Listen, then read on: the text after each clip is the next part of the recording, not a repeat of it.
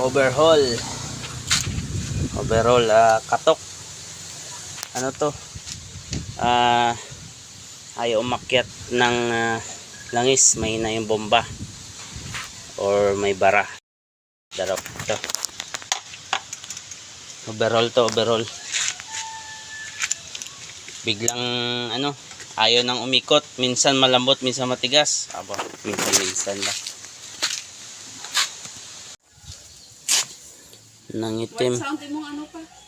Nangitim to, sunog halata pa lang. Ito yung nasunog. Ito okay, sa clearance pa lang makita mo dito. Yan, ibig sabihin yung nito, yung bearing nito sunog na, nagpumapatong to.